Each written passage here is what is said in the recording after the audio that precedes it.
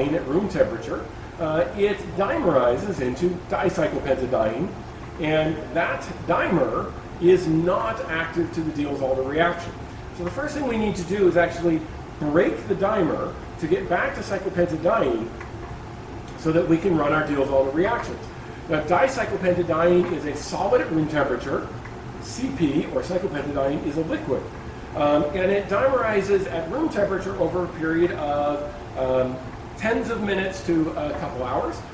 We can store it for about a week at cold temperatures. So what I've got is I have a bottle of the dicyclopentadiene here, and it's pretty nasty stuff. We have to be careful. You might notice it's got a lot of warning labels on there. So wearing my gloves, doing it in the hood. And I have been gently heating this in a water bath so that I can get it to a liquid consistency so that I can then add it to the fractional distillation apparatus. So this is the same distillation that we've seen before. What I want to do is be able to heat up my reaction to a high temperature, crack the cyclopentadiene dimer, and then I want to distill off just the cyclopentadiene. You can tell that because I already mentioned that dicyclopentadiene is solid at room temperature, but cyclopentadiene is liquid. The boiling points are also going to be somewhat different. And it turns out the CP will boil off first. Okay? And so what I need to do is I need to fill this up. Okay, so I have my fractional distillation apparatus. I've got a stir bar in here just to help things move along a little bit. So I'm going to add a stir plate to this after a little while. And I'm going to take my warm cyclopentadiene. Now, not only does this have all sorts of hazard labels on it, but it really stinks. This smells like bad organic chem lab. So I'm really keeping this in the hood here.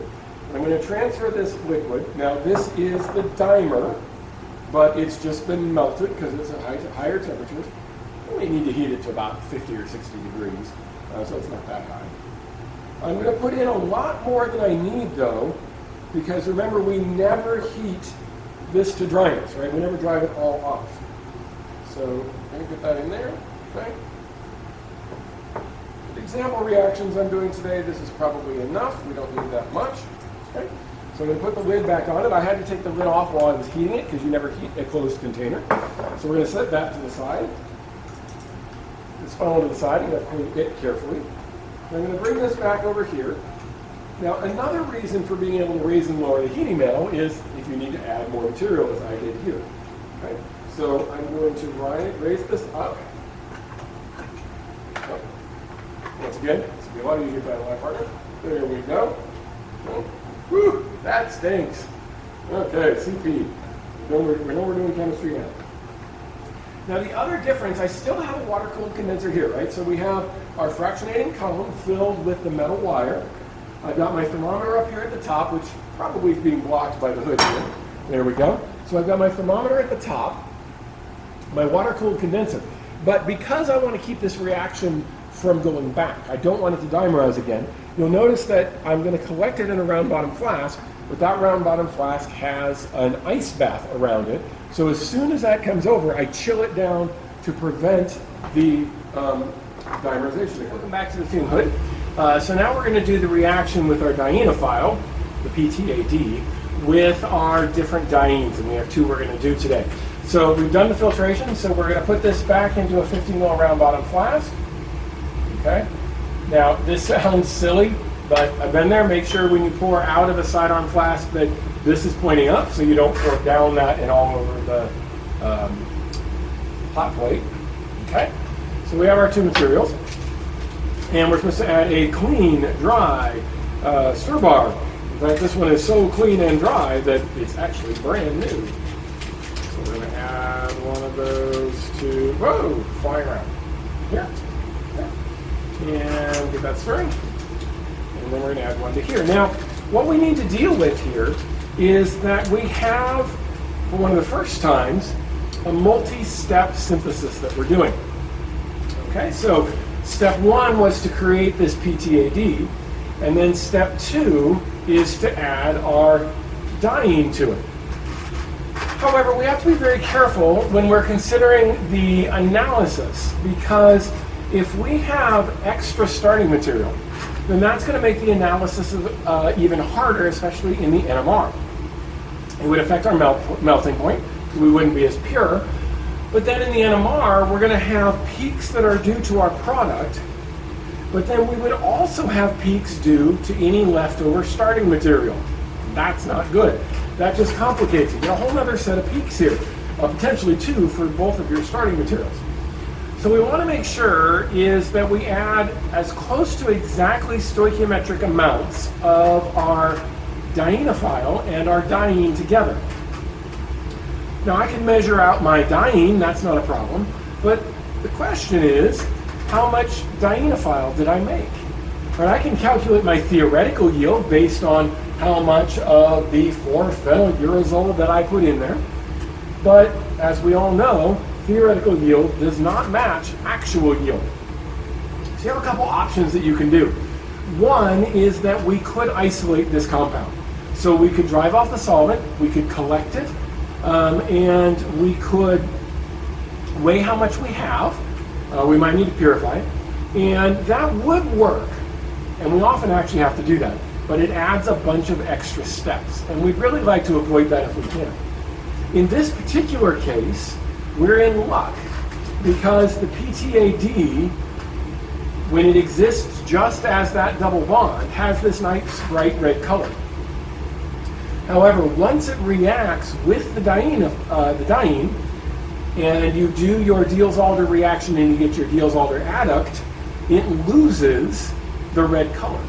So what we can do is we can just add our diene until the color goes away. So we want to add it slowly, and we want to add just the exact right amount. But the nice thing is, this reaction self-indicates. So it tells us when it's done. All right? So we're going to start with our 1,3,5-cycloheptatriene. Now I will say one thing very quick. This is a heptas, a 7-membered ring. It's got 3 double bonds here, except we want a diene, not a triene. And one of the things to remember is, or to think about, is that this actually undergoes a rearrangement. And it's kind of a nifty rearrangement that changes the actual sigma framework. So really, it's actually resonance that involves the sigma framework. And so we need to think about that when it reacts. It's the actual diene version of this that does the reaction. Okay? So I've got it chilled, brand new bottle of this. And we're going to add it drop-wise until our color goes away. And it's probably not going to take very much. But again, I don't want excess. All right, there's 1 drop. In fact, I want to make sure I get a little vigorous, more vigorous stirring here. Again, because any excess is then something that we'd have to deal with in the NMR. Right? It's a little hard to tell, but it's definitely gotten lighter. In fact, you can compare it to that one over there and see that. Okay. Ooh, we're almost there. I bet you 1 more drop. So it's going to be like 3 drops total. Boink. I feel like I'm doing the phenolphthalein indicator endpoint. Okay? All right. So that was the cycloheptatriene. Okay? Put that in front of it so we can remember which one it was. And now we've got the cyclopentadiene. Again, this is the material that had to be cracked. It had to be split. So when it sits on its own, it's dicyclopentadiene at room temperature, which is a solid. So we use the still, split this up. Okay? And then we're going to add this one drop-wise. So it can give me a little trouble today, so hopefully this is going to work for us. Whoa, it's coming out a little faster than it's supposed to.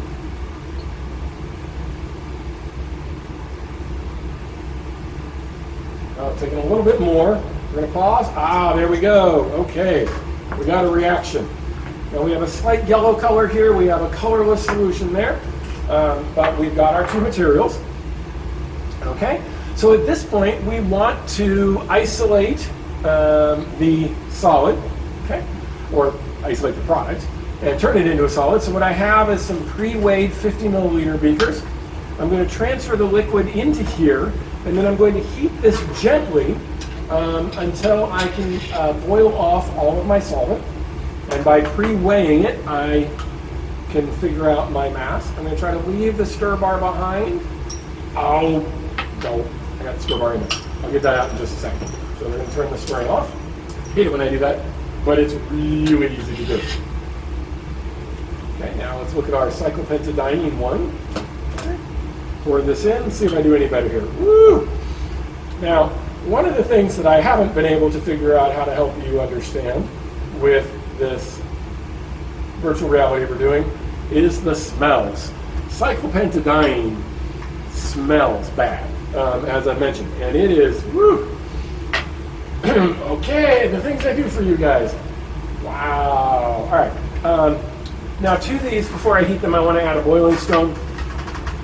Just want to add one to give a surface for the bubbles to form on so it doesn't bump.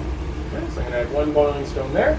I'm using the black boiling stones today because my product is white, and that way I can see my boiling stone easily and I can take it out at the end.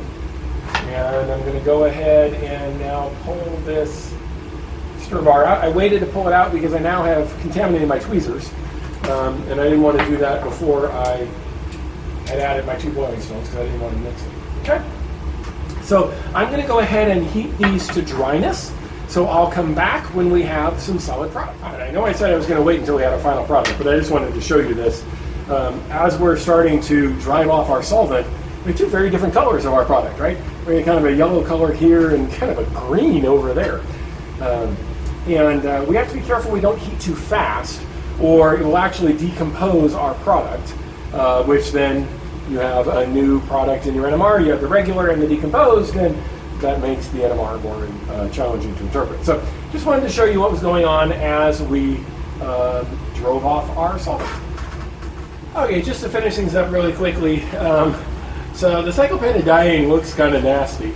I actually have done this reaction before, and I know this is going to be okay in the NMR. But I'll determine the yield, and we'll get that data. And then the 135 cycloheptatriene, a little bit yellow, but hopefully you can see. We've got nice crystals that grew along the edges here. You can see some big crystals in the middle there. So my yield seems a little bit low today, but ultimately I think we made the right product. So what I'm going to do is I'm going to determine the yield, and then I'm going to pack these up for NMR analysis and make those available to you.